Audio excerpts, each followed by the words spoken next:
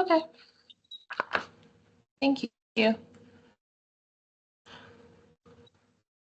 Who just said, can you, oh, Joe? No, Joe can't hear you.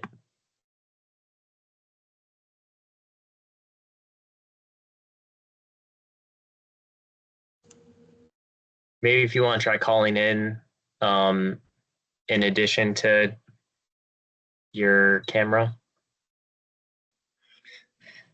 Yeah, Joe, like I just.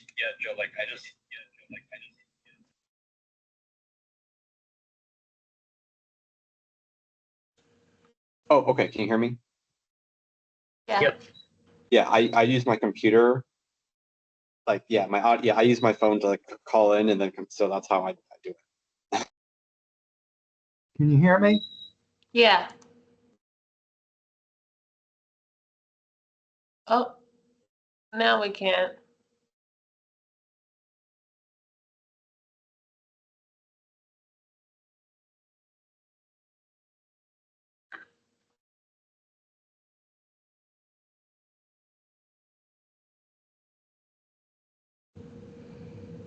All right, well, Joe, hopefully you can figure out your audio, but maybe we can get started.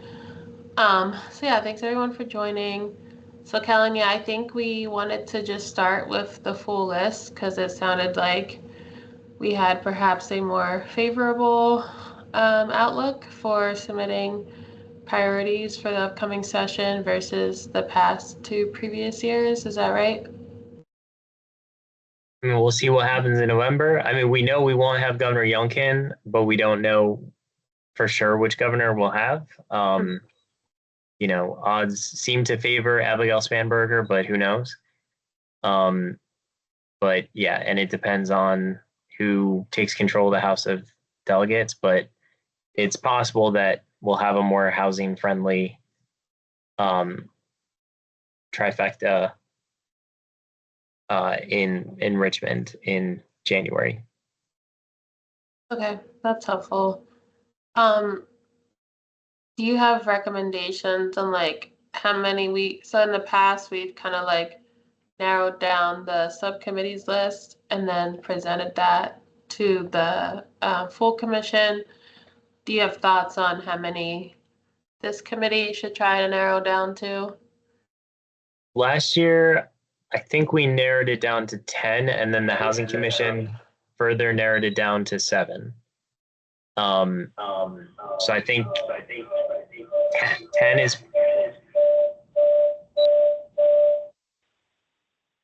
But we're getting some feedback. I think 10 is probably a good target for us then, as far as like what we should recommend to the full commission.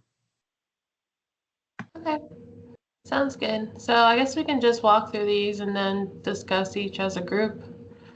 So I'll just read them. So the first one there, expand localities negotiation authority with developers for site plan conditions to include habitability conditions, bedroom size, and type A accessibility for market rate units. HB 1253 allows localities with affordable housing ordinance to require that a percentage of units built be type A accessible. And I would actually propose that we amend this to add like neighborhood equity as well. So I know I had briefed you all in my conversation with county staff about being able to use the development process to basically get the developer to say, oh, this neighborhood has unhealthy air quality levels. As part of the development conditions, I will plant 300 trees in this neighborhood. But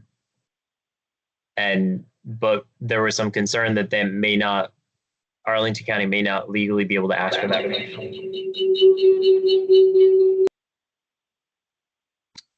Yeah, I only think they can do that based off zoning. So like they can say all our 5 zones. Okay, can you hear me? I don't think they can do it. Yeah, Joe can hear you. Oh, Joe, we could hear you before. Sorry, what were you saying, Jason? Yeah, I think like they can't necessarily do an arbitrary boundary. But they can say, like within a mile from like a transit corridor or whatever, or like all R6 districts, they can do certain things, but they can't like necessarily draw a neighborhood that doesn't have an existing, distance from something. Or I mean, like I guess you could say like maybe you could say within a highway, like that may be illegally allowed, but I don't know if you can do like a neighborhood, but like say like anything within a mile of highway where there's like higher emissions, you could do certain things or something. So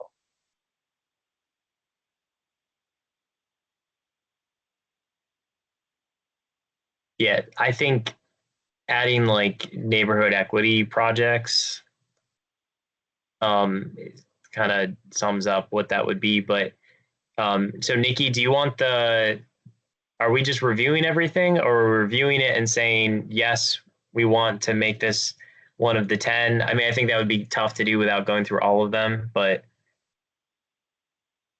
Yeah, I think it probably makes sense to go through all of them and then maybe, depending on how many we get through, have a second meeting to decide and people can like have time to think about it. I know we don't typically have a meeting in August, but maybe we could. I think we probably have to if we're going to wrap this up by September. Okay.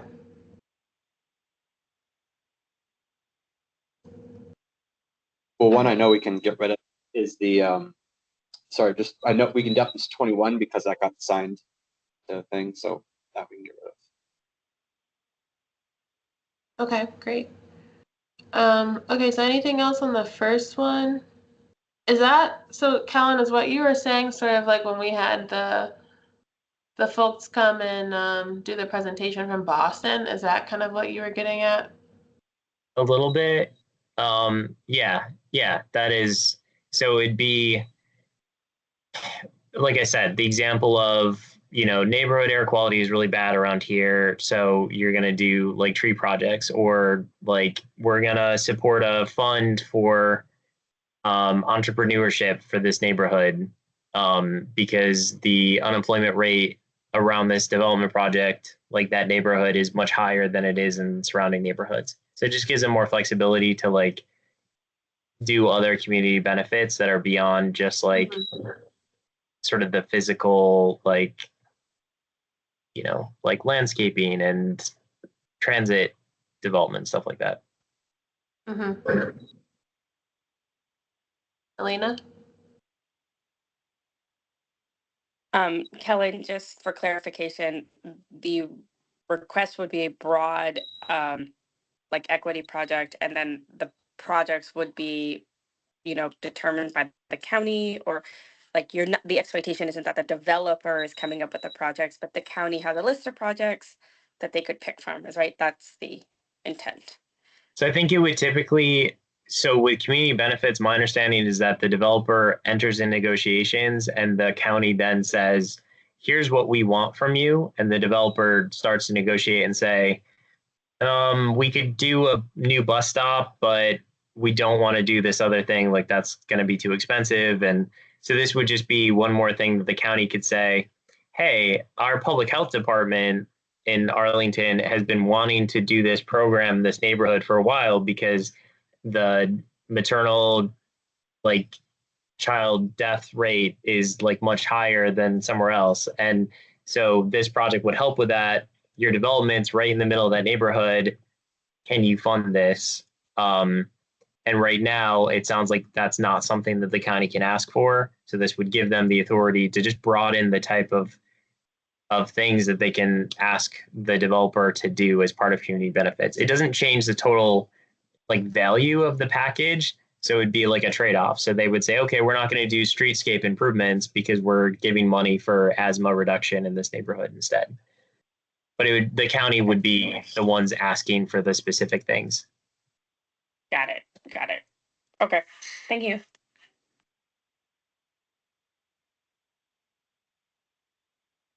Anything else on the first one?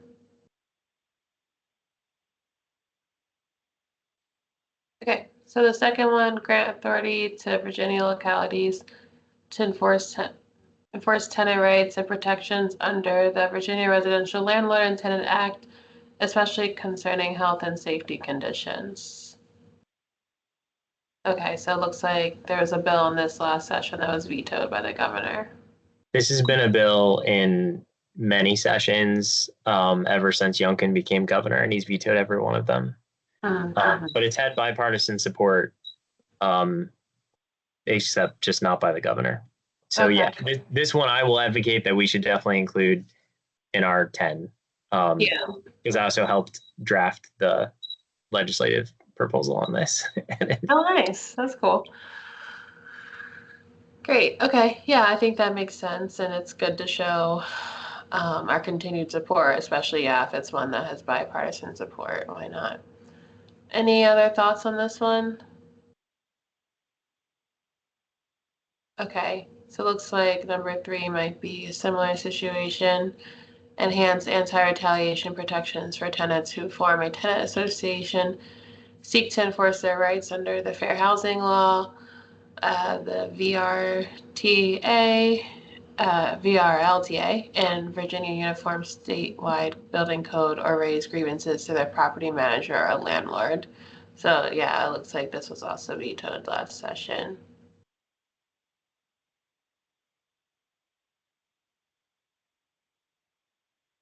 I know in the past, as a larger commission, we've talked about wanting to, like, this being a priority for us, especially with some of the things that have come to the Housing Commission from community members. So I feel like this is another one that makes sense to stay on, but we can talk more about it at the next meeting. Alex, do you want me to share my screen? Because I'm like making notes directly on this as we go. Yeah, sure. I can stop sharing. Let me share this. Can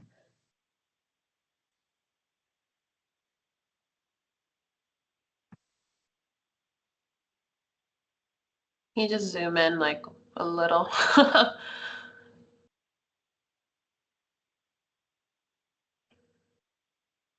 Yeah, that's enough. Great. Okay. Any thoughts on number 3?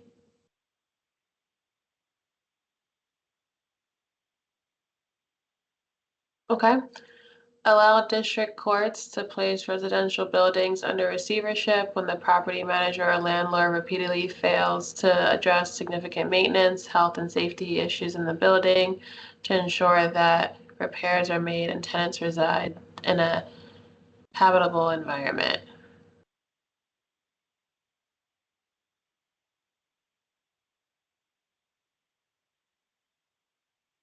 Does anyone have background on this one, Elena? I guess my first question is, has this ever been done? Is there an example that we could look at where this was completed?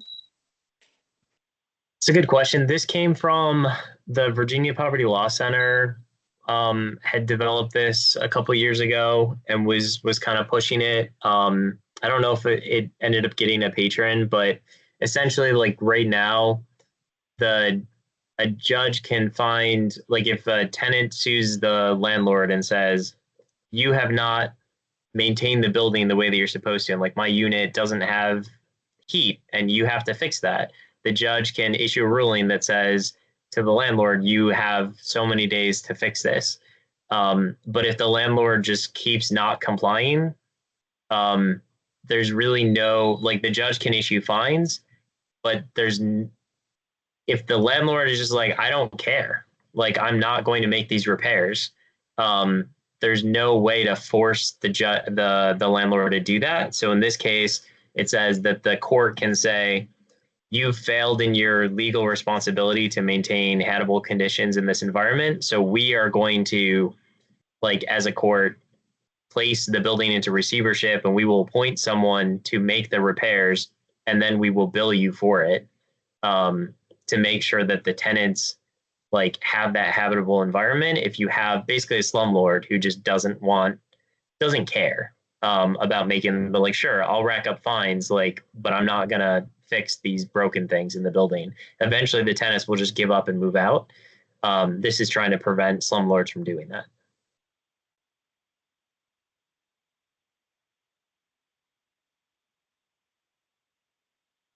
And Kellen, what's the history on it? The Virginia Poverty Law Center has seen slumlords do this, and it's been very frustrating for them, where they're just like, the courts, like, they keep ignoring court orders and they just don't care. And they're like, they were looking for a mechanism by which to make sure that tenants actually have that fix if their landlord is just terrible.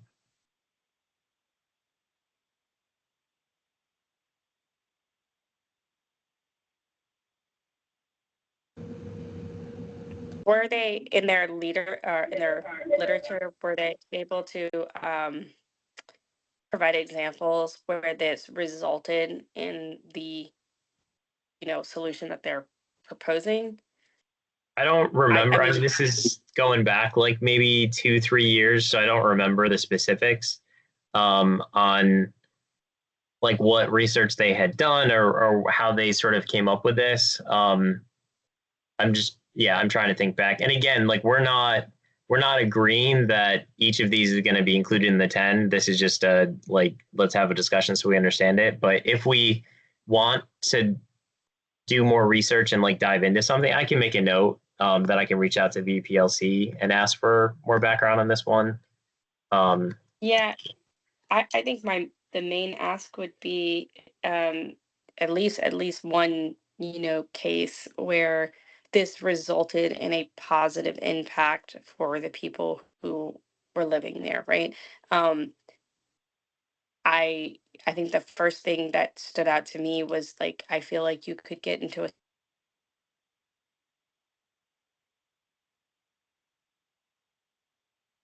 Arlington County would be owners of a lot of properties. Not saying that we have slumlords here by the dozens, but just say, let's go to the extreme of that. We would be managing a lot of property. So I just want to make sure that the idea isn't for us to manage property or take over property from bad actors.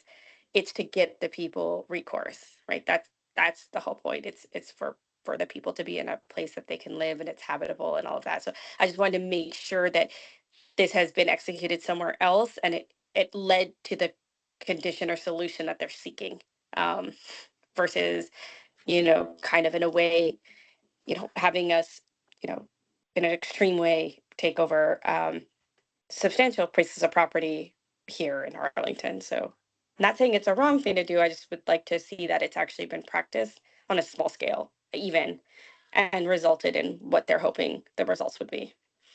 Yeah, I can ask. I don't know if this is just like an innovative solution that they came up with, or if it's based off of where this has happened in other states and they wanted to replicate it here, but I will certainly ask. Thanks.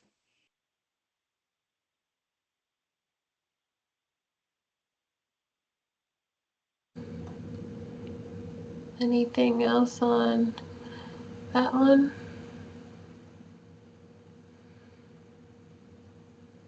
All right, so moving on to number 5. Provide compensation for tenants whose units have been condemned through no fault of their own, so that a property owner's failure to maintain the habitability of a unit or failure to comply with the law does not result in simply forced eviction for the tenant.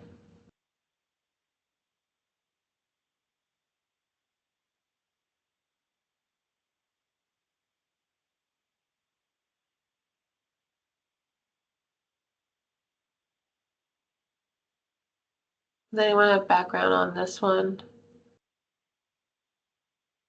It's just that currently,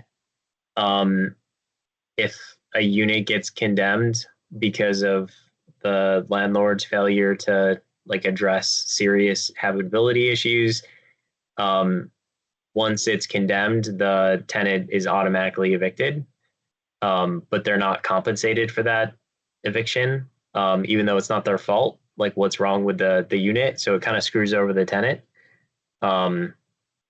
And yeah, that's this is trying to say, no, the landlord should have to provide compensation to the tenant because it's the landlord's fault that they're being evicted, not their own. Right. Yeah. Makes sense. Okay. Any other thoughts on this one?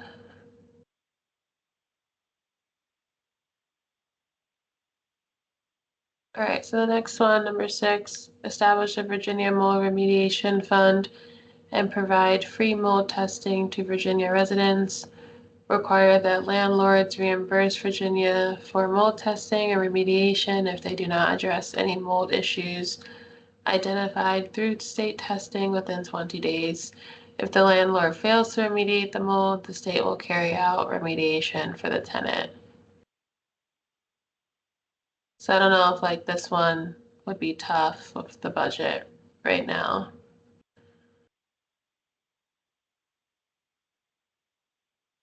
I mean, so this is something that the state doesn't really have to pay for other than like the staff who would oversee it, because the landlords would be required to like reimburse them. But what about the last piece? If the landlord fails to remediate the mold, the state will carry out the remediation for the tenant? they would also, it's not stated here, but then the state would also require the landlord to reimburse them. Okay. Elena? I think this one needs a little bit more specificity on what we mean by mold remediation and testing. There's several factors to that. Not all mold is the same. Not all remediation are the same, and I think concept wise, it makes a lot of sense. I think execution is going to be very tough. So I think if we could have more clarification on, you know, what testing levels we're expecting, because that the state carrying out remediation for that could get quite hairy, and um, you know, sometimes some of those mold remediations include demolition. So like you're talking about demolition to then current status of build. So like you're going all the way to the board and then you're going all the way back out. Like that can start to get very, very expensive very quickly. So I think execution would also be, something that would have to be quickly stated out. So if we could get more, oh, sorry, here, if we could get more information on, what, as far as, remediation, what testing levels we're expecting, especially like what type of remediation, what levels we won't test to. Maybe it's an exclusion, what we won't test and what we will test. I think that's going to have to carry much weight, especially when the state at the end would be the arbiters of trying to make sure that the person was whole at the end. That's just my 2 cents. I think that makes sense in terms of like the actual bill. So typically though, for the legislative priorities, like the county in their priorities only includes like a sentence or two for each one. Like they don't get very specific. And so we also typically have not gotten super specific because like we're just sort of saying like this is the general idea of what we want, but like we want the county to work with the General Assembly delegation to like figure out the details. Because in part, like it would be a ton of work for like 10 different priorities for us to go through and figure out exactly what the bill should say and like the language and here are the things that we, don't want in it versus want in it. And to some extent, I don't think the county cares what we think to that level of detail. So I get what you're saying. I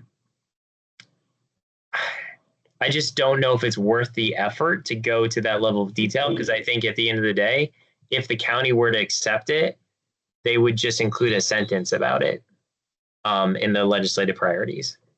And then they would be working with the General Assembly delegation to take that sentence and turn it into actual bills. So, what is the result that we're trying to achieve? So Are it's, we? oh, go ahead. Mhm. I mean, with the legislative priorities, like we're trying to convince the county board to adopt a somewhat high level priority for them to work on a solution with our General Assembly delegation. I mean, we could get very specific, but the county does not get very specific in what they publish. Like, and I've never seen their behind the scenes, like what they have, because I would assume that they would have to have more detailed write-ups about their priorities, so that their lobbyists can actually work on those issues and say, this is, yes, we like this aspect of the bill, or no, we don't like this other aspect of it. I've never really been privy to what that looks like, though. But typically, we say, hey, we think that Virginia should establish a mold remediation fund and they should do free mold testing. It's kind of up to the board to say, we think that's a good idea. And yes, we want to work with our delegation to develop a bill around that. But like, if we wrote like 2 pages about how exactly we think that should work, the county's still just going to say like, oh, we like that. Here's a sentence about it in our priorities. Then in that sense, I would have to agree with Nikki. I think that this is a budget plus item, probably in healthier budget years. But I think as far as providing immediate relief, this is not an immediate relief item. This is something that would take time, and so and budget. So my 2 cents on that one would be that this would be a budget constrained item, and maybe we have other ones that aren't as budget dependent. I agree. So we'll see. Can you hear me? Yep, Yes. we can hear you. Good, I got it figured out. Thank you. All right, that's good feedback. The only other thing is if there's, like it would be quicker to find an existing bill that we could just recommend if folks were feeling strongly about it, but I certainly am not going to volunteer myself to basically draft a bill. But if there's, I could volunteer myself to look into if there's another state that has passed a bill that has looked successful. Because yeah, I mean, they would have to define most of those terms in the bill language. All right, so maybe that's something we could revisit for the next meeting. All right, so number 7, expand the list of provisions in the Uniform Statewide Building Code related to recognized standards of health and safety required to be present in buildings and structures to include standards related to the accumulation and growth of mold, plumbing leaks or issues, air conditioning and heating equipment, and running hot water, and the removal of lead paint and paint that is flaking.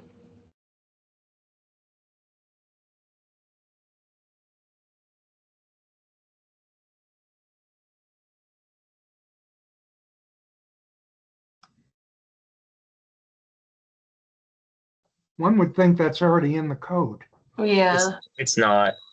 So this was a Alfonso Lopez bill that died in committee. In part because there's some people who don't like changing the Uniform Statewide Building Code through legislation. They want to go through the regulatory process, which is like a 2 or 3 year process.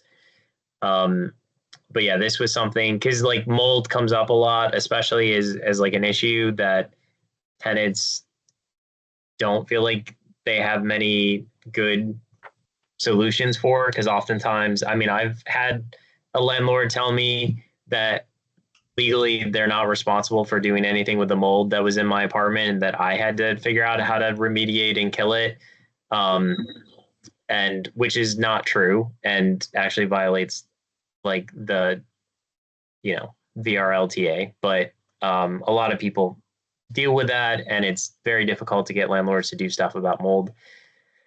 So I think that was part of it, and then obviously the plumbing leaks or issues, air conditioning, heating, and lead paint were other things that Alfonso Lopez had, heard from tenants were important. So he was trying to use the building code so that code enforcement could, issue like a citation requiring the landlord to deal with it, as opposed to now where it's in the VRLTA, but the only way to enforce that is by suing, which most people are like, I don't want to sue. Like, that's a lot of work. I have to get a lawyer. I have to go to court. Like, it's easier to just call code enforcement than it is to take your landlord to court.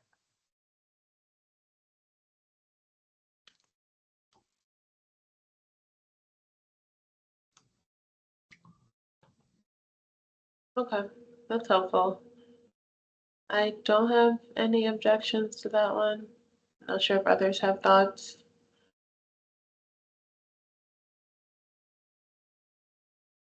I think it's great. I think doing a code enforcement makes a lot more practical sense than going the court route for tenants. So I think it's a reasonable request. Awesome. Anyone else? Okay, so number 8, thanks, Jason. Number 8, I think. We will be doing this regardless. Right. Because we have a whole subcommittee that's dedicated to this, so this is definitely going to be included. Right. So we will see what Brian and committee present and add it.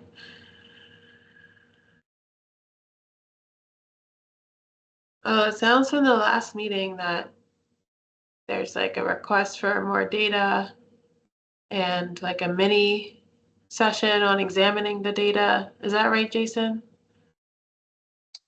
Yeah, so I think they're gonna draft, or the county staff will send us a draft in August, and then there'll be some more couple mini meetings for people that want to, they're in town or able to attend to look at that before September, get that finalized. Mm-hmm. Great, thank you.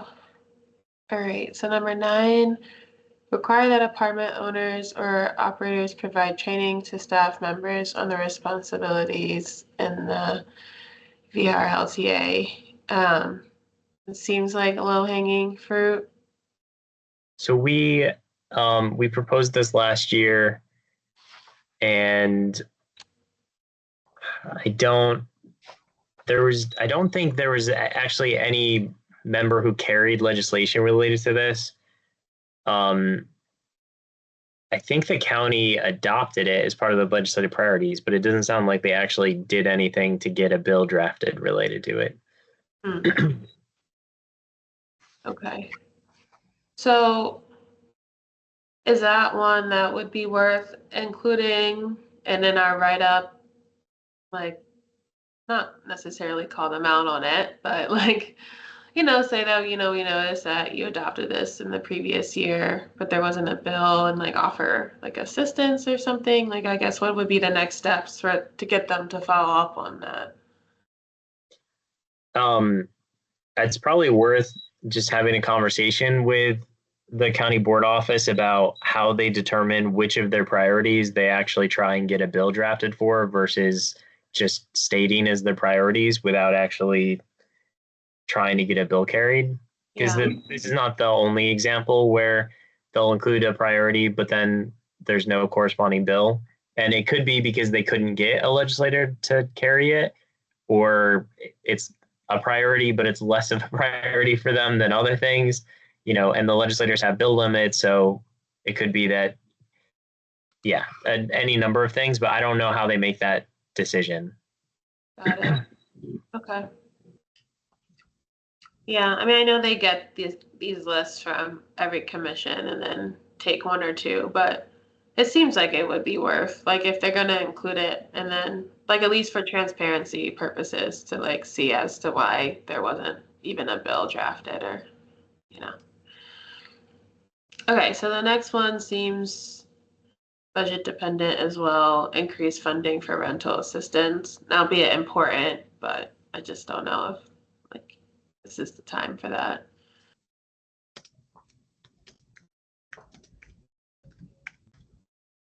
Thoughts on that one? I mean, honestly, with every year is a bad year to propose new funding. Whether the state government has a giant $900 million surplus, if you talk to our General Assembly members, they're going to say, well, how are you going to pay for that? Where's the money going to come from? And if you just say like the surplus, they'll be like, no, that's going to go to these other things that I want to spend it on. So I don't know how much we want to worry about it's a bad year for something funding wise versus do we think this is an important need? Because it's, like I said, it's always a bad year to ask them to spend money on something new. And Nikki, I tend to, even though I'm kind of a fiscal conservative, I tend to agree with Kellen. I mean, we're in a housing crisis and we got issues going on at the federal level. So we have to at least put a marker down to maintain the hope and the spirit, et cetera. So, you know, I would not be adverse at putting something in our rental assistance, especially when you look at what's going on at the federal level. I believe at the federal level, we're going to end up with a continuing resolution anyway, where there may be a little shaving, but something like this, since we do have a housing problem, and I would almost like to allow to use rental assistance for home ownership payments. All right, the federal program used to do that. I'd maybe I'd put a caveat saying allowing also for home ownership. Similarly, when we get to 13, fund a pilot state housing voucher program. I've been working with a company that I've told you about, this Matrix Rental Solutions, that's got a contract with the state of Connecticut. And he's just renewing, I think he's getting a 5-year contract with the state of Connecticut where they're handling all the state rental assistance programs and stuff like that. They are saving money for the state to the tune of like $7 million. So I would like to work with you all and give you, I mean, this would be a good plug to put in there because I think the federal government is kind of stepping away and the states and the locals have to really ante up. And it isn't so much additional money because if we even have federal money, you could even use the federal money or whatever. But I think in the housing crisis we're in, anything to do with vouchers, home ownership, or rental assistance is expected of us, if that makes sense. Yeah, good points.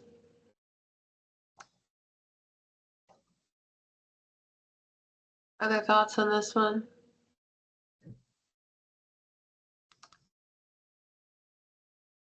Okay.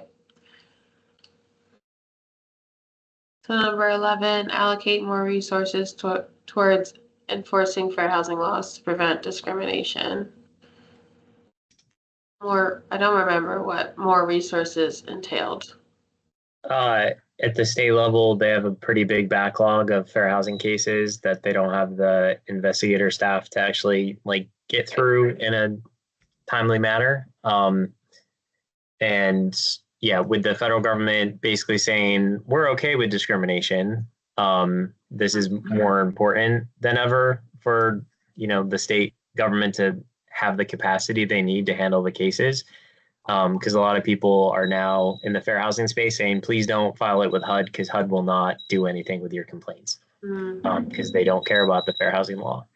Yeah. Also, I realized I have not shared this with the commission yet, but the fair housing testing report for Arlington was released on the Office of Human Rights website, and they tested in 4 categories, even though I put up 3 fingers, 4 categories.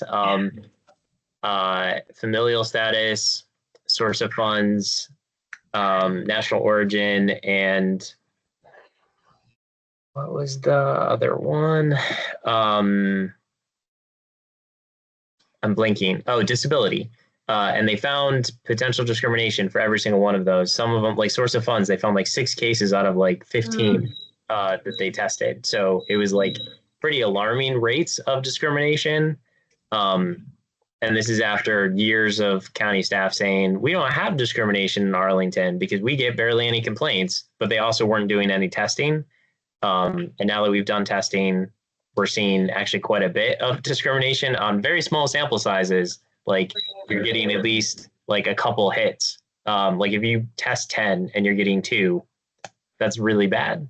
So that's something that I'm going to be asking that the Housing Commission gets a briefing on at our September meeting. I just haven't sent that email out to Alex and, but yeah, that's like discrimination is very real and happening. And now we have data to support that in addition to another organization is testing for source of funds, and they found tons and tons of cases of potential discrimination throughout the county. So there's a big need here. Thanks, Kellen. That's good background. Any other thoughts on that one? I agree. Thanks, Joe. All right, number 12, increase sustainability requirements for buildings. I think this is one where Katie had a lot of background, so I'm not sure if she plans to join the next call, but I don't think she's able to. okay. Can I make a side comment on sustainability?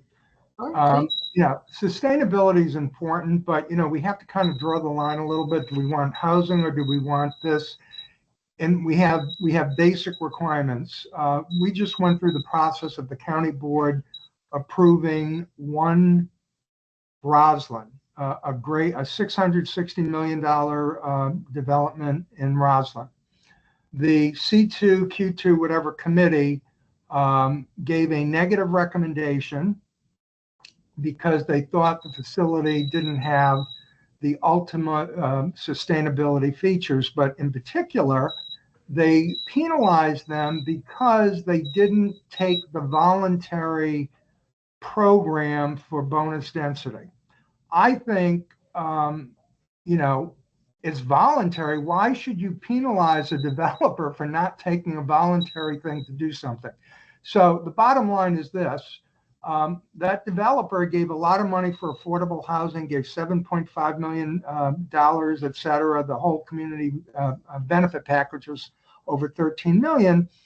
Yet he's providing sustainability, but it's not the ultimate in sustainability, but at least he's providing resources and he gave to affordable housing. So does that make sense? All I'm saying is, I think we have to balance, here we're doing an affordable housing ordinance thing. We want developers to participate and do this stuff. So when I see increased sustainability requirements, I think, oh, that's nice, but then we are doing less. We're providing less resources for people that need housing. You see what I'm saying? And I know sustainability is politically whatever, but I think we just have to do a respectable balancing act there. And just to follow up with that, sustainability, first of all, it is in the building code, which does happen every like 3 years that they update it. But the thing about there's actually they run Roslyn. If you watch the board meeting, there's a pretty technical back and forth on the reasons for the certain features. And one thing the C2 E2 Commission, they like 100% electric buildings, and that can be good. But the issue comes, especially when you have really large buildings and you have heat transfer on different sides in terms of summer and then winter, is that when it gets really, really cold and you're on 100% electric, that can be very, very inefficient and very, very costly. Dominion, if you do an all electric building, yes, down the line, if you do have enough batteries and energy to supply it, and there's better, technologies. But right now, natural gas is more affordable. So if you do a 100% electric building, and we're talking huge temperature swings and things of that nature, it can be very costly to tenants when the temperatures drop, and then now you're doing a very inefficient all electric HVAC system. And the other thing too is that in terms of buildings is that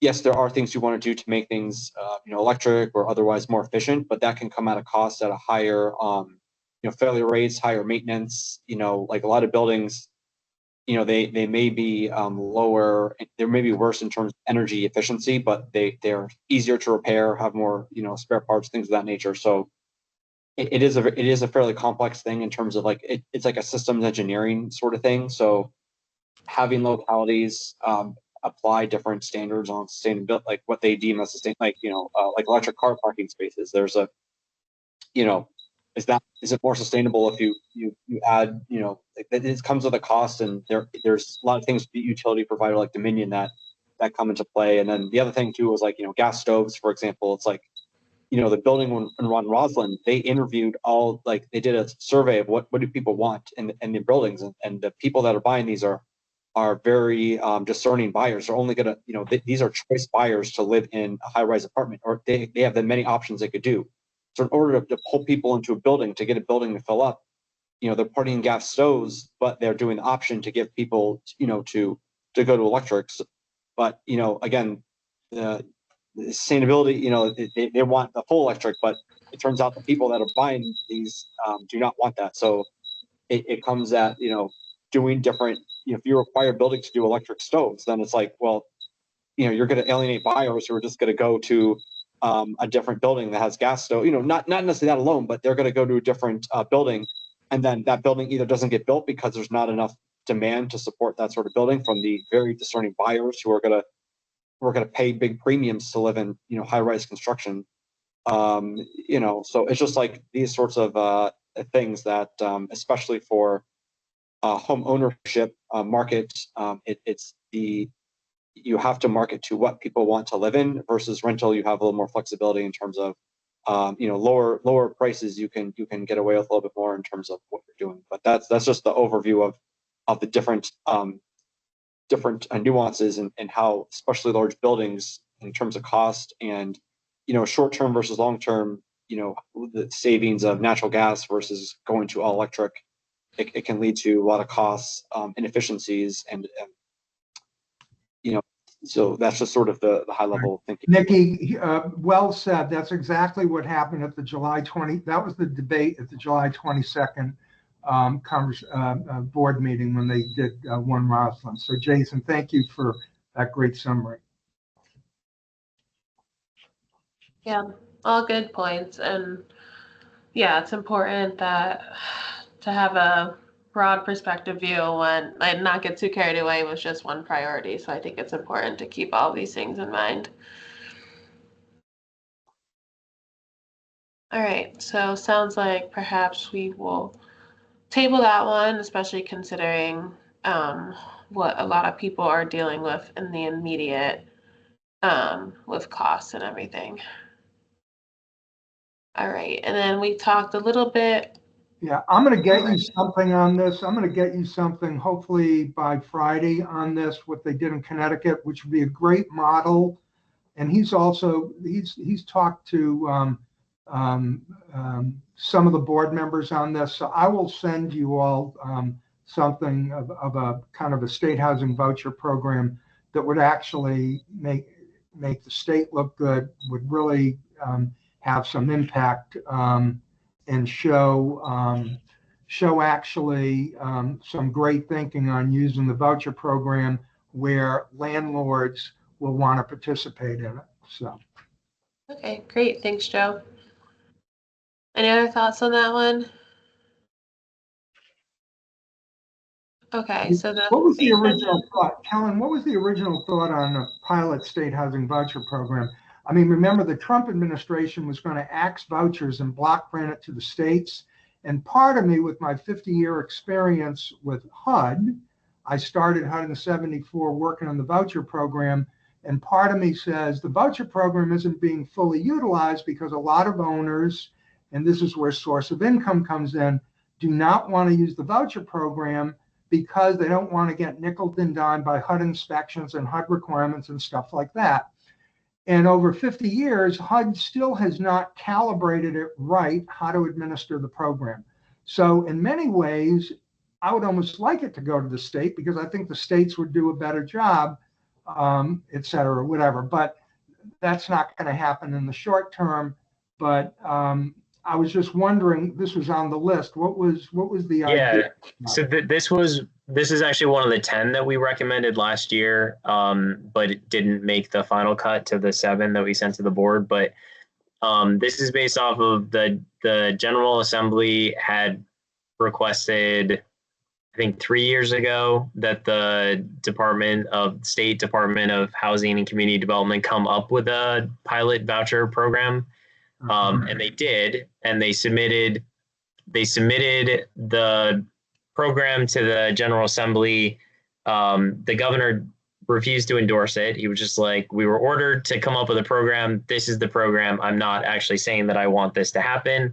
And then the legislature didn't take any action on it and did nothing with it. So this is really around like funding a pilot version of that program that the state had come up with. They did a whole process to come up with like what would best meet the needs of Virginia residents, and I was a part of that process, and it was a very comprehensive proposal, but it just went nowhere. Okay. I will send you all something that may actually be even that in spirit, but may even be better. So just hold the plug there, and I'll get back to you all. Okay. Thank you.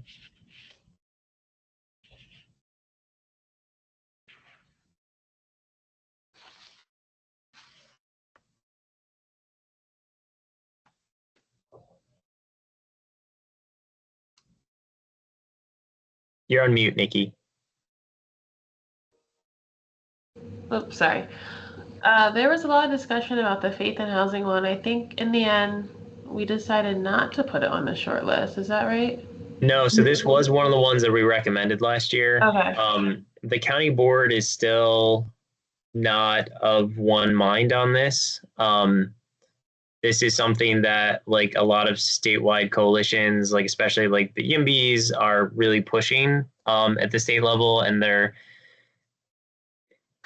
the first faith and housing bill that I think was introduced sucked. Last year we got some different versions of this that were better, but I still think have some issues. And so this is a topic that's like really pertinent. And I think it makes sense for us to weigh in, because the county board, like, do you want this or not? They should have an opinion, because it's a debate that's happening in the General Assembly, and Arlington County, leadership should say whether or not we support it or don't.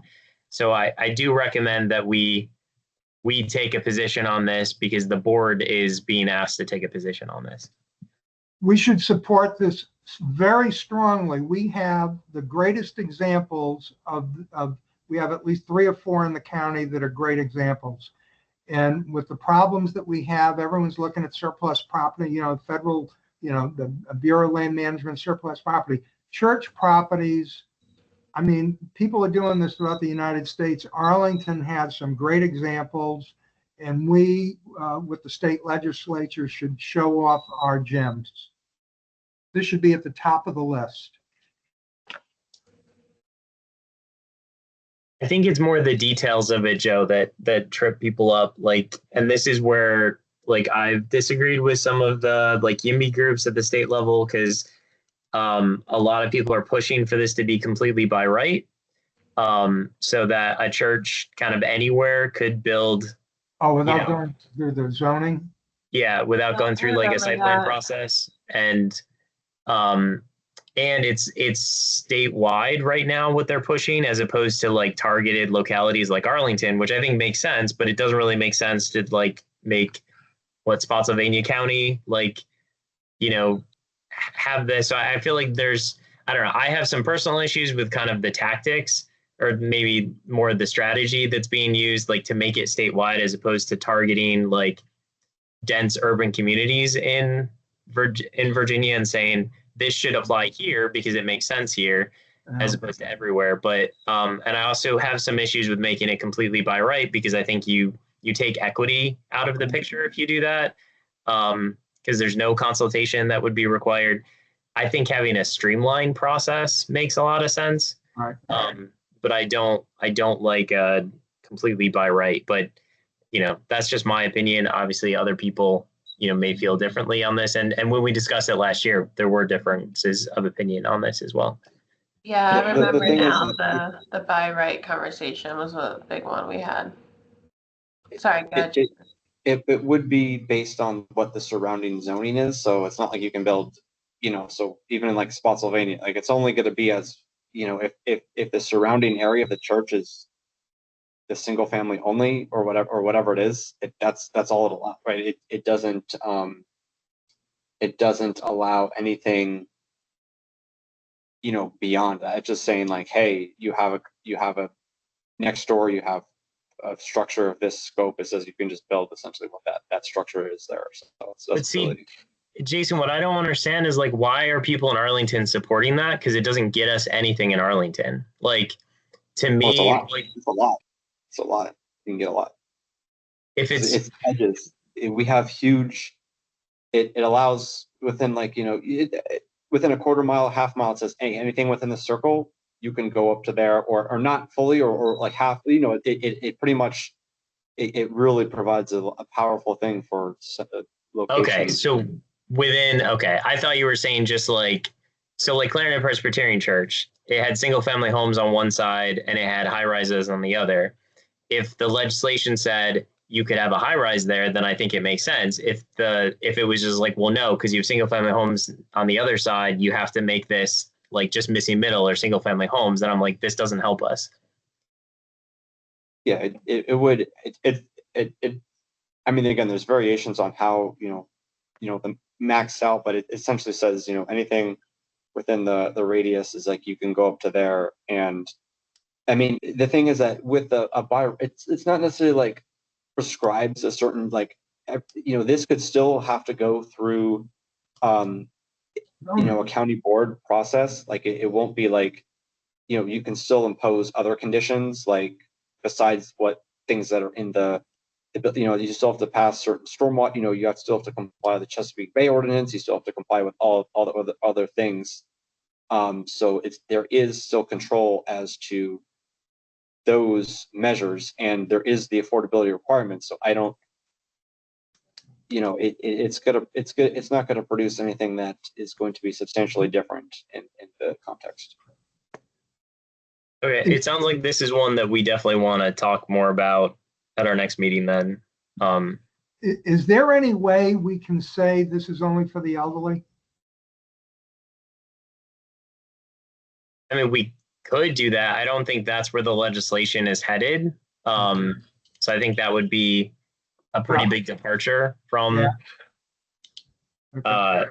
I mean, in general, like I think it makes sense beyond just faith in housing, but I think that, and I think we may have it down below. Like, I think the state should lay out a streamlined process for building 100% affordable housing developments, like, period. That, like, they don't have to go through the same, like, extensive site plan process that they currently do, that localities control, that it would be a streamlined and shortened process and cheaper process if you're building 100% affordable housing. Because I don't know that localities have the political will to pass something like that and change the process, assuming that they can have a different process for, which I don't know, for 100% affordable housing versus other types of projects. But that to me makes a lot of sense, that we should just be speeding up this process and making it much easier for affordable housing in general. Yeah, I think that's fine.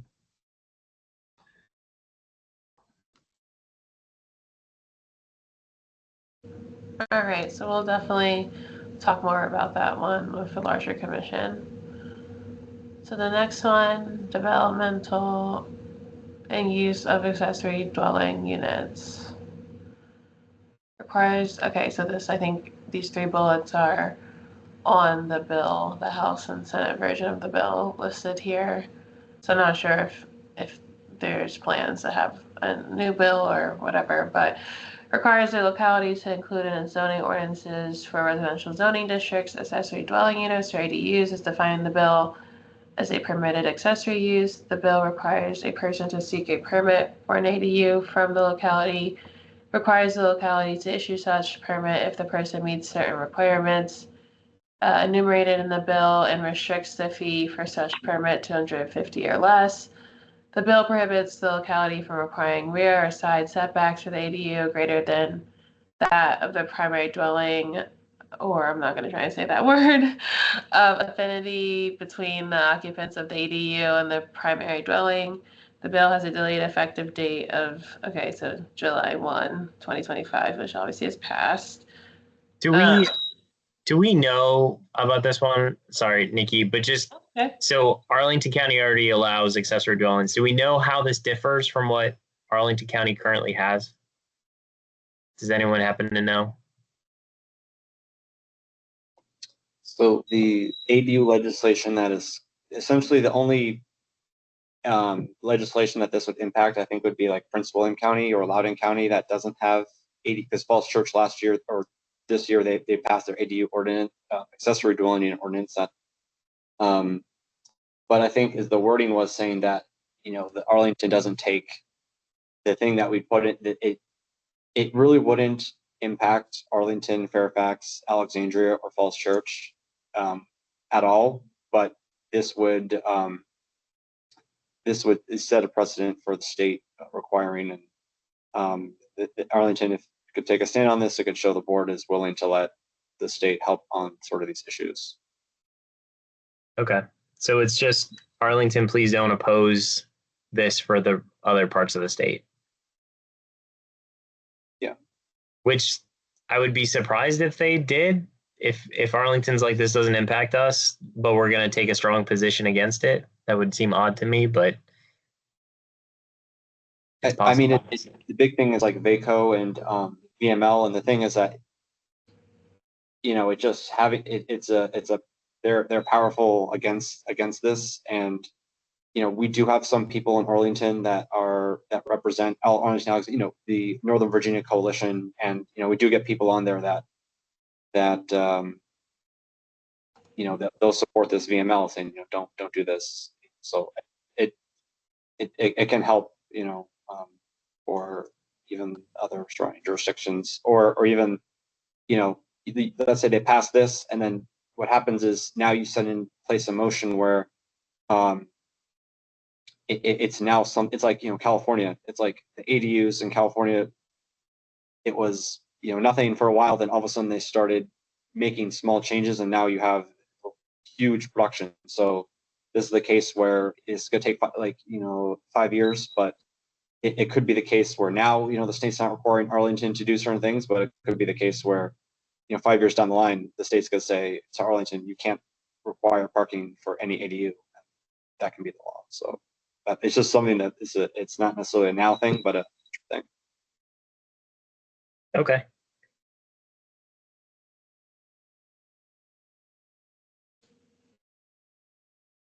Thanks, Jason. That's helpful. Any other thoughts on this one? And then, Jason, I know you also brought the single stair buildings item to the commission last year as well. Yeah, I think we can remove that, and the reason being is that this is going through the again, the code uniform building process, and it's not going to. I don't think it will make it out to go up to 6 stories, but it could go up to 4 stories, and even if it goes to 4, that's 4 above ground plane plus potential like basement if the basement is not if it's like halfway below the ground plane, because you don't want to count that as extra floor, so you could essentially have 5 stories, livable stories, which would be pretty good to have a single stair. So that could be enacted in 2027. So and yeah, so that's why I said I think it may be good not just to pull this off, but this would be a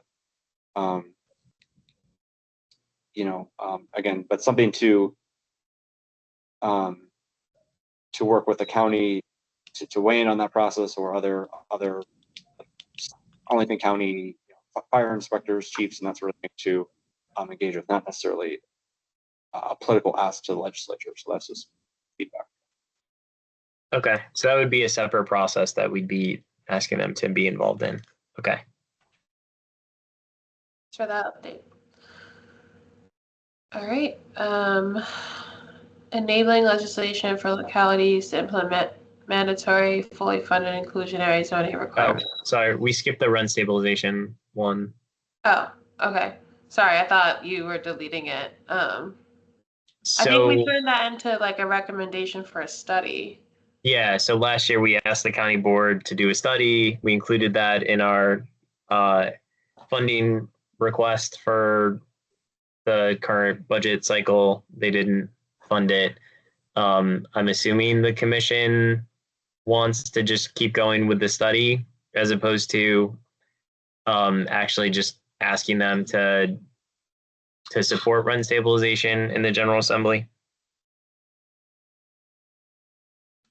But if people disagree, let me know.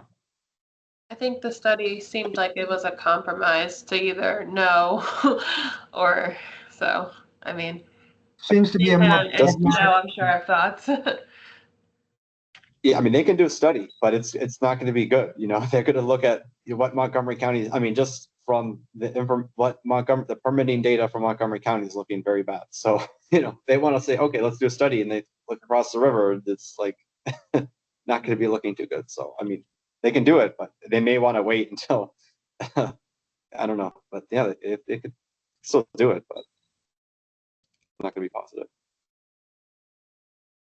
Okay. All right. So enabling legislation for localities to implement mandatory, fully funded, inclusionary zoning requirements. So at least the bill from last session would allow for localities to require new development with mandatory inclusionary zoning if and only if the inclusionary zoning units are funded with local, state, federal, and other funds outside of the development. Yeah, I think this we could drop because we're looking at the affordable housing ordinance. So Okay, great. this is not essentially so. Okay, perfect. I still don't really understand. I know people say that our affordable housing ordinance is not inclusionary zoning.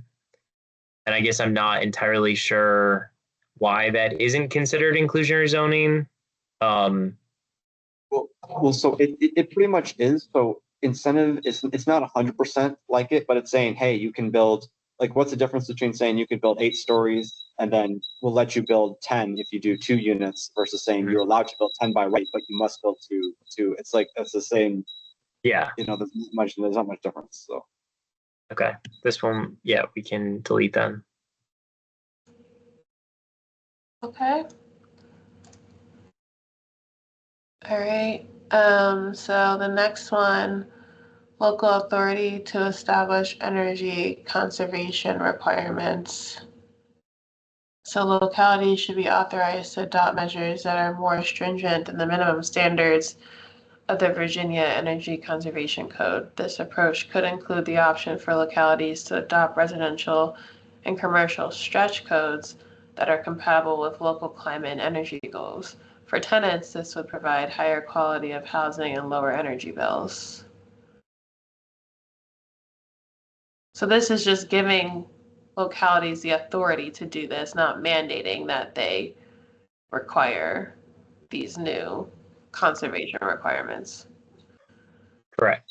yeah, this goes back to the sustainability thing. It's pretty much because right now we have our the energy and we can only do these like codes through incentives. And again, as Joe was saying, if someone doesn't want to take the incentive for the extra FAR or whatever because it's already maxed out or for whatever reason, they don't have to follow these codes. I mean, they don't have to adopt certain standards or do any of the metrics. So I mean, I think that the industry is very there. I know right now the county manager is they're trying to get the pilot for the energy standards update, and it's from what I've heard, just very challenging. It's supposed to come out like last year, and then this year, but the thing is that it can be very challenging because if you start already, if someone is trying to build housing, whatever, and is not taking the incentive, now if you mandate that can that again, you're getting into a whole debate of, oh, do you want to mandate all electric backup and all these sorts of things, where it's like you offer different trade-offs for future down the line versus now, and it can be quite hard to meet these standards in these ways, because again, it could provide a lot of inefficiencies and cause issues with Dominion, electric grid sort of thing. And then plus you have localities with different codes, which is, I think, not, it's not necessarily a thing you want to be. If you have Alexandria, they require on site 100% electric backup versus not another. It's like it creates a lot of inefficiencies in the market, and that could drive up costs, and then provide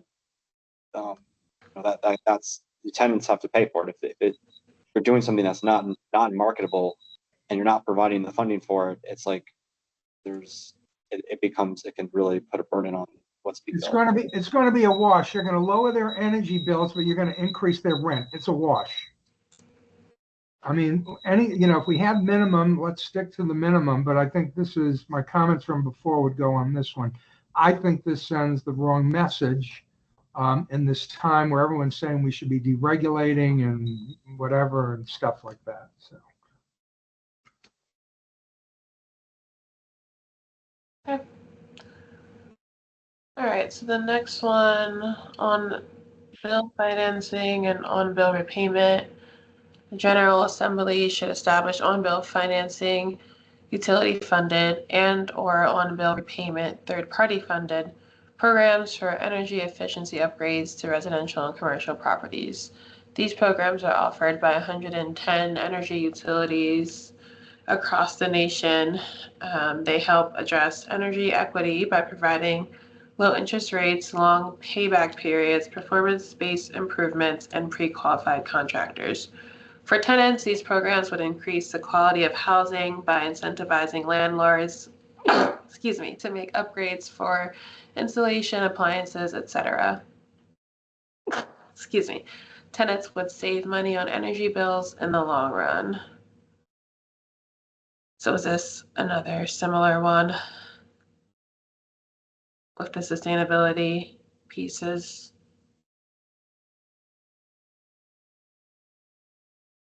Yeah, I think this would be more for like single family homeowner or homeowner, like non-HOA homeowners. I think if they want to do certain, like hot water, heaters or solar, I think that this is more of that sort of thing. I think the issue comes at, I think like you have utility providers.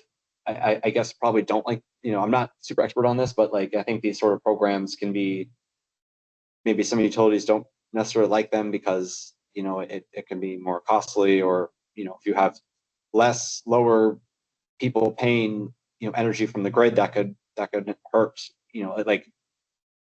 if you have everyone get solar and the utility still got to pay for all the base power generation and things, it could cause potentially equity issues on, okay, well, I'm not sure as a whole this would, this could help some homeowners with that, but I don't know what impact on like apartment buildings this doesn't necessarily have unless they're a condo association. So Thanks, Jason. Elena? The only one that I'm aware of, and it's one that I used when I used to live in Maryland, was through Pepco. And when you changed to a heat pump, you could finance that through the utility, and they allowed that.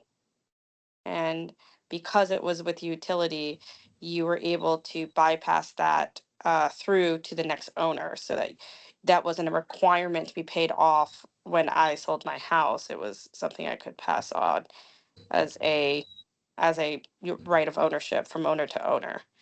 So that's the one that I'm familiar with, and it's done pretty regularly in Baltimore City County. So Thanks, that's helpful. That's actually interesting that you put it that way, because I've been trying to wrap my head around this, kind of understand like what does this really mean, and that actually like now I understand. because I was in a similar predicament with my condo. We spent a crap ton of money on energy efficiency upgrades, but it would have been really nice if we could have, because we're not going to make back the money that we spent for 25 years. I don't plan to stay in this condo for 25 years.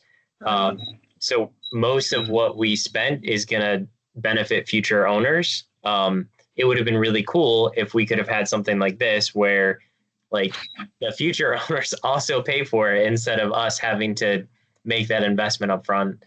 But yeah, so it sounds like this is not for renters. This is just for, condo or like homeowners. Mm-hmm.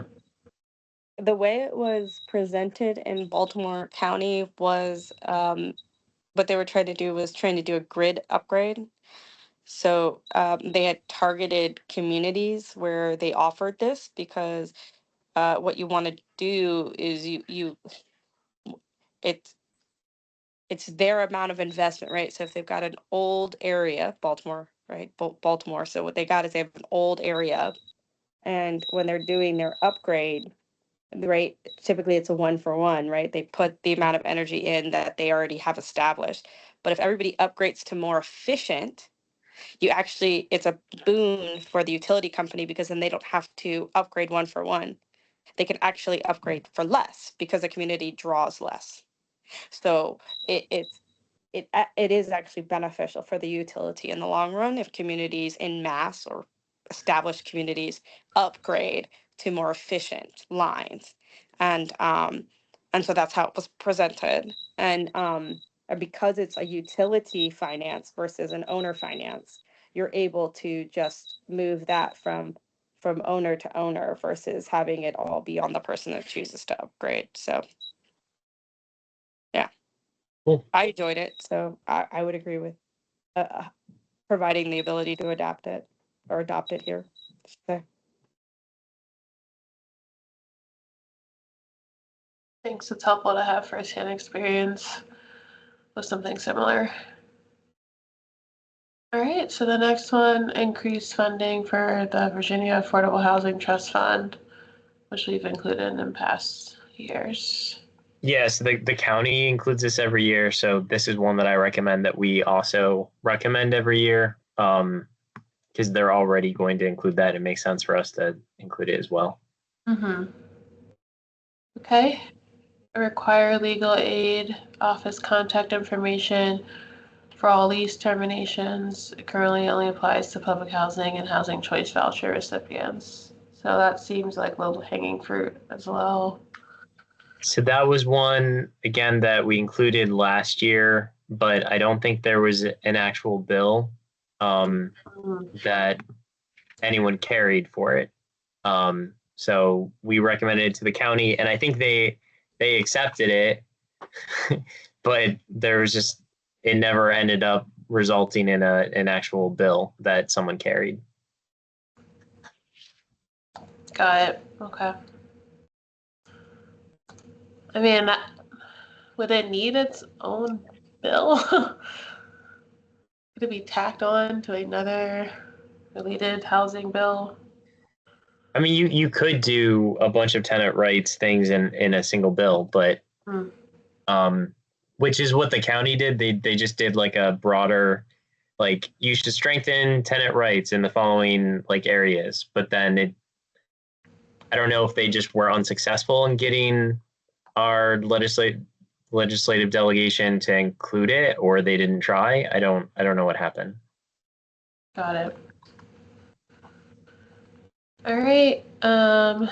Ask the Nikki, general. did we do 21, the 60-day notice?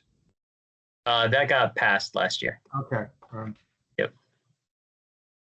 Okay, so the next one, ask the General Assembly to increase the required percentage of Type A units for new development. This is one that has come from our friends at the Disability Commission. And we've considered it, I think, for the past couple of years. Mm-hmm. But I don't think it made the cut last year, but I think it was in our priorities the year before.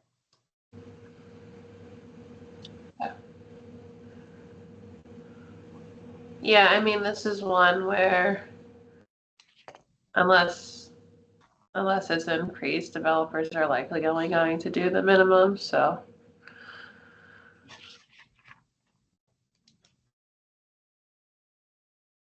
All right, so the next one, stop the use of AI for price fixing for rental housing.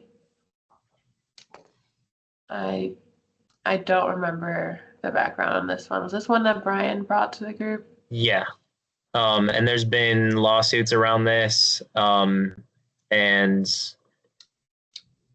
I don't know. Does someone else have more comprehensive information they could explain for this? I know I've seen articles about it, and I see this as an issue. I can't think of the specifics right now.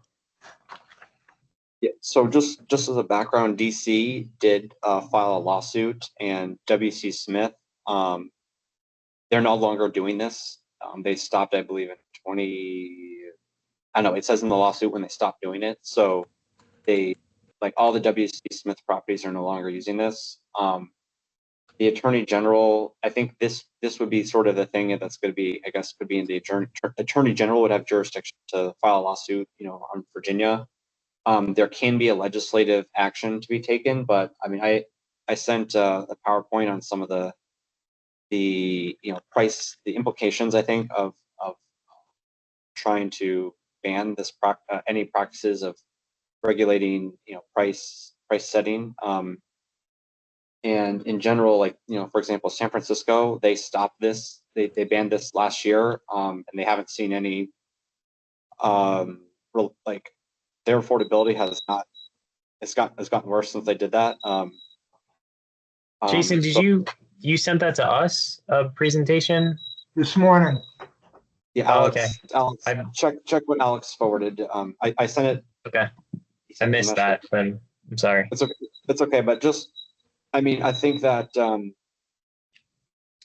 again, this the thing is that from the perspective of the Attorney General, there's the current antitrust laws. You could, it can get pretty technical on what is this an antitrust violation? Is it not?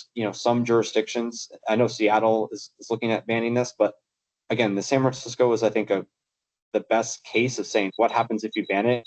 Did that have any impact on rents or anything of that nature? And the answer seems to be no. It hasn't made it. And another thing too is that I pointed out some jurisdictions that the percentage of multifamily units that are controlled by algorithmic price setting. Austin is the number one. They pretty much have half their multifamily is pretty much, it's controlled by not AI, but what the Algorithms. Algorithms that are under lawsuit. And some of the lowest include, like, Rhode Island, Providence, which is only 2%, and they've had huge rent increases. Same thing for New York, LA. I mean, there's no correlation between the percentage of units and increases. And the other thing too about this is whether we should permit localities to do this or let it be at the state level. It can be a challenge because, again, this is a business-like decision, and when you start giving localities the issue to regulate, a business essentially differently, it's like you could have different business, but in the same market, you could have different, like, oh, you're not allowed to use this software, but then you just cross the border and then into, like, Falls Church or whatever, and then you can use it. So I think I think this would be in the purview, like, easily within the next, whoever the Attorney General, if they want to take this up and file a case based on existing antitrust laws, or perhaps if the General Assembly needs to clear some things up on certain practices to clarify things. But in terms of dictating this down to localities to determine that, I mean, that's a lot of like, things that you could have a lot of consequences and business regulation that impact how the market is and the availability of units. So yeah. I agree. I think it's better left to the courts. I did some research after Jason sent his slides around, and I got some stuff from the National Multi-Housing Council and the National Apartment Association, which vehemently opposes it. I think it's better handled at the court levels and stuff like that because we have seen in Austin and some areas where they have done this, the rents have actually gone the other way and hurt tenants. So.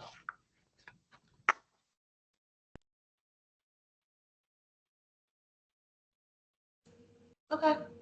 Well, that's helpful background. Thanks, Jason, for sending the slides around. Definitely take a look at that. So the next one is around, this is the affirmatively furthering fair housing. Is that right? Yeah. Already?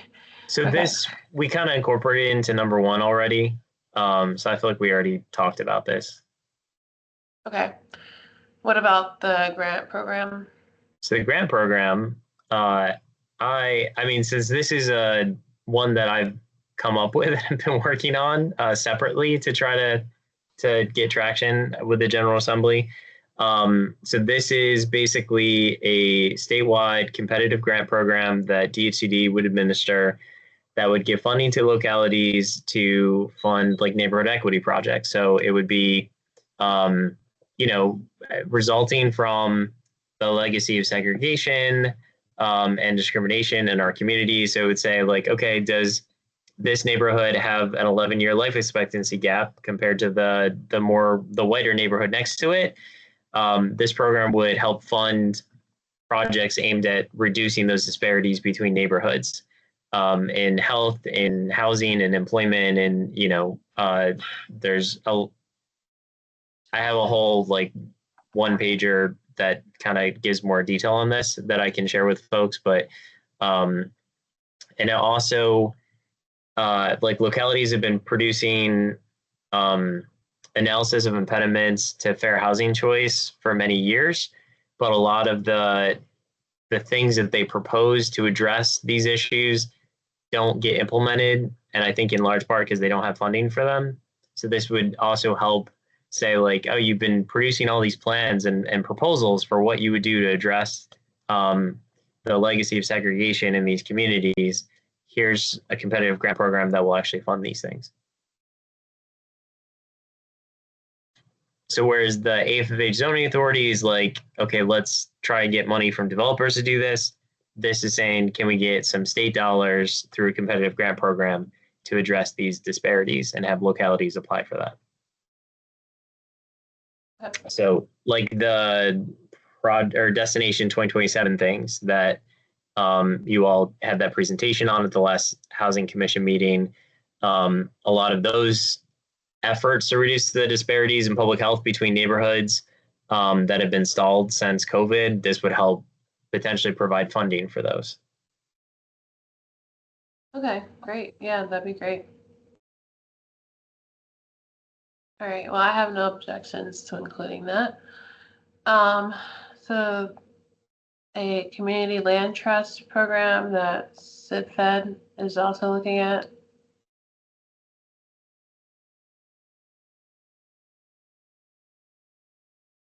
Anyone have background on this one?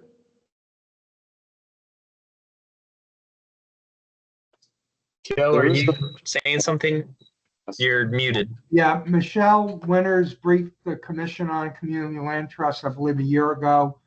The older I get, I'm beginning to warm up to community land trust because they lock in affordability. There's been some successful models in Loudoun County, et cetera. So I think it's something worth pursuing, primarily from a locking in affordability issue. And when you combine it with a shared equity, where if people move on, they get some of the equity, I think it's a good thing.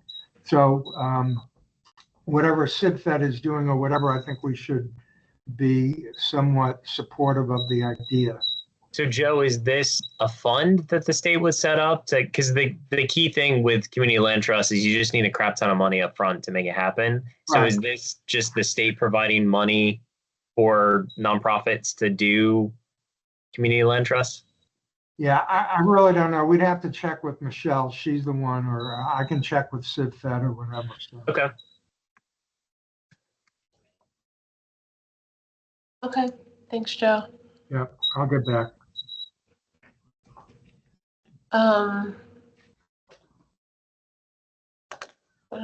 Oh, you're writing a note. Okay, cool. And then, Jason, do you want to talk about the condo liability insurance reform? Yeah, I don't know the exact wording, but this would just be a general thing to say, hey, we need to reform essentially the amount that people can sue, like the routes that people can sue, versus like the time that, because like within like a certain amount of years, the residents can sue over pretty much there's a lot of liability issues for a building condo that only it requires a huge amount of insurance to cover any defects. So there's certain things you can do to make it because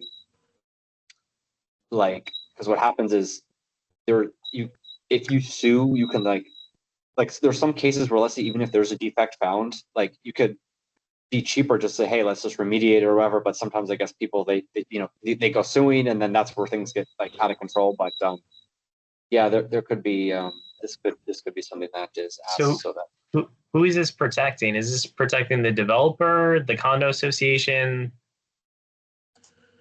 Yeah, it's pretty much protecting who's ever, because what happens is the liability of any defects in the construction of the building. So, and like the law doesn't say that, oh, you can't sue, but it says like you can do certain things to try to say, hey, as long as you like cover some of the costs or other things so that you can recoup some of, because right now, like if you want to build a condo building that, like, I mean, obviously if you're building like, a sixplex, that's not like too risky or that's pretty standard stuff. But when you start going to mid-rise and above, like any sort of, there's so many like defects that it makes it very hard to get insurance to cover that, and makes it only really high-end condos that can afford huge insurance is going to be allowed. Otherwise, we're not going to see any mid-rise like condos all rental. It kind of sounds though like we're saying it's okay for the construction companies to do a crappy job and they shouldn't be sued for it. I don't think that's what you're trying to say with this, but that's how it's coming across to me. Like, yeah. Wouldn't we want owners to be able to sue and say, you did a crappy job when you were constructing this and now you have to fix it? Well, what happens is it just doesn't get built because it's too risky. It's too risky. But it's not saying you can't. Yeah, we don't want. What happens is we don't want people to sue, but we want people just to get things fixed. That's the thing. And sometimes there's the legislation that there's some reform so that you when you take away that risk of suing and going to court and having a huge claim put in you for certain things that could be fixed potentially, and especially in the time, the timelines, it's just a matter of having that recourse, because as the state right now as is like we're not going to see any sort of condo buildings like that besides Missing Middle or besides one Roslyn type building. We're just not going to. It's impossible to do. So Jason, is this because isn't this covered under the condominium law? When a developer builds, there's a certain amount of time that they have to correct any defects and stuff like that. And I live in a condo. Something happened. We spent 1.5 million changing our water pipe. They put in a galvanized pipe. We had 30 floors had to change the main piping at the cost of 1.5. We couldn't go back at the developer because it was over the 3-year period. Is this what we're looking at? Is that it? Yeah, I think again, I don't know the detail. I could put a thing out to see what I haven't researched. I can take a look and see what changes would need to be made to see something like that would make sense. I mean, but the thing is, sometimes these developers will just do things and then the condominium association is strapped with it, and then they have to either do a special assessment or increase their fees and stuff like that. But I agree with Jason. We shouldn't be doing anything that is going to prohibit condominiums being built, because as he said, the first one in ages was the 72 unit one Roslyn that they're going to build. So, Jason, can you send more info about this? I definitely would want to see more before I would say that I wanted to move forward with it. Yeah, I'll have to look. I haven't done super much, but give me before next meeting or whatever. I can just let me see if it's still worthwhile and what are the reforms that would take, because it's not like the people owning the building will still have recourse, warranty, whatever, but it's just like it's essentially taking the risk is just too much right now. So that's just the big thing. Okay. Thanks, Jason. Next one, enabling legislation for missing middle. I don't know if the lawsuit going on. Yes, I think this one, I don't remember who brought it up, but like, because localities are facing a lot of lawsuits around missing middle legislation, that the state would just say, hey, for every locality, this is now legal. If you're going to sue anyone, you sue the state, and localities don't have to one by one pass this type of thing and then have their own lawsuits and go through that whole process. And it takes a lot of time and money. I think that's the thinking behind this. Mm-hmm. And it's only for low-rise condos? I guess so. I don't remember who brought this up. Is there any stipulation for it? I mean, if they did like what Montgomery County just did along major transportation corridors, it may have some legs, but I don't see, even with a Democratic governor, I don't see this thing passing. We'd have to figure out if we wanted, if we were to move forward with this, we would have to figure out, do we want to take what Arlington has already passed and just say, and that should just become state law, or do we want something different? And yeah, so that would be up to the subcommittee to decide if we wanted to move forward, exactly what we wanted to move forward with. Yeah, I think that this would really depend on the outcome of the court case. Like, I mean, because like, let's say that the courts rule that, I mean, I don't know. It's just hard to say, because like it's just a matter of, it's like the Virginia, the law says you have to, account for the general welfare, when you do and like the deference is given to, like, yes, we accounted for the general welfare. What that is, it's essentially been up to the localities to decide what what these things are. But now it's like saying, oh, no, you didn't. So it's like, if this court, on certain grounds is ruled like you can't do it, then it's like any zoning change could be sued unless they did very specific, studies that could just, so it's, I don't know, but like, I think if someone on the subcommittee wants to move forward with this, my recommendation would be someone for the next meeting comes forward with more specifics around exactly what they want to move forward with. Otherwise, I feel like we probably won't move forward with this one. But because I think in general, the county board is going to be skeptical of this right now because of the litigation that's ongoing.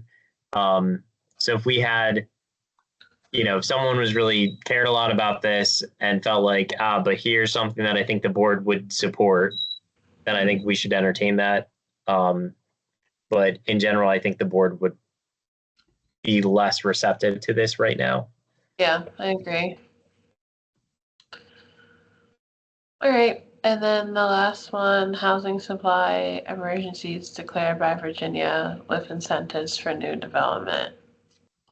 So this is one that like I've been kicking around for the last couple months. Just having the state be able to, like, a new program that says, hey, Fairfax and Arlington have housing supply emergencies, and that's going to unlock dollars at the state level or certain incentives to help build more housing supply, whether that's tax credits or what have you. But something that's like an incentive-based approach where the state says we are declaring a housing supply emergency in certain areas of the state. We're going to focus money and resources to address that there. Kellen, I think this would have legs if it were for home ownership. You know, the big, beautiful bill with all the low-income tax credit. You've seen the article that, you know, that it's already out there. And a lot of people are feeling we're doing too much on the rental side, et cetera. So I really think if this was geared for home ownership, first-time home buyers, it would have some resonance. This is a tough one for Arlington just because, yeah, but other places throughout the state, that makes a lot of sense. I just think that would be, it's tough for me to wrap my head around what that would look like in Arlington. No. But I can do some more noodling on this and come back with a fuller proposal. Yeah, Kellen, so like one of the things I've been looking at is surplus property, stealing from the federal idea. Everyone's going out west with all this surplus property. But we may not have surplus property, but we have commercial property that could be retrofitted or something like that. So I think we should be creative, and politically, home ownership sells. Reconditioning a commercial building sells. And some of these commercial buildings, then the county just approved one right on the subway line in Fairfax Drive last week. So some of these buildings that we have that could be converted to condominium home ownership on transportation lines with Nick. for first-time home buyers would be great.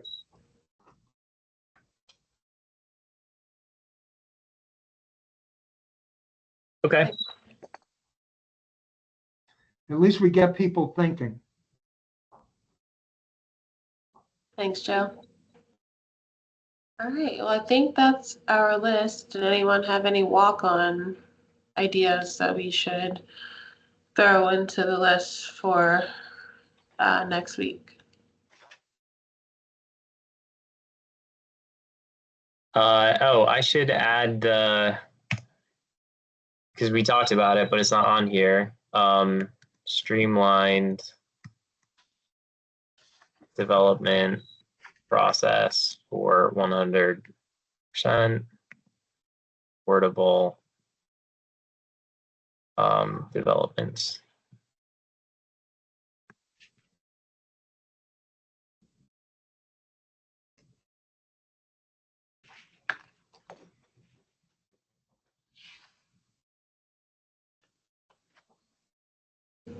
Okay.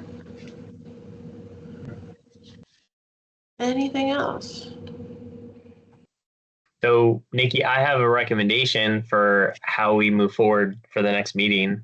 If you Please. want to hear that. So, my recommendation would be that each of us on the subcommittee come up with our own list of 10, and then we bring those to the meeting, and we from there try to narrow it down and figure out, you know, whose list do we like or what combination of things. And ideally, people can send that in advance, that even better. But as well as try to get, when we talked about how we needed more information or details, try to get that out to people as well. Yeah, that makes sense. Makes sense.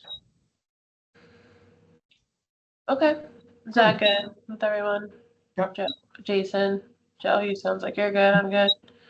And then I guess we can follow up with Alina. Yeah, what date by, just so timing, like mid late August, or how many, 2 weeks? Probably should send out another poll to see when works for people. I assume mid-August is ideal.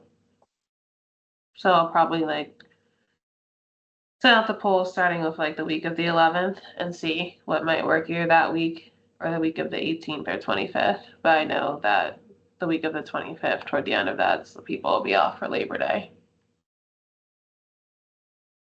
Okay. Okay. All right. Thank you. Thanks, everyone. Bye. Thanks all. Bye.